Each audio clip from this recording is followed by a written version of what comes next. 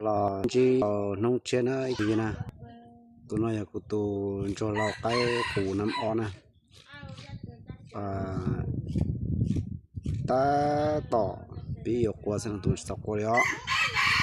ta lên không ngon nóได้sọc qua nè tụi nó ta sửa chập lại đó tụi nó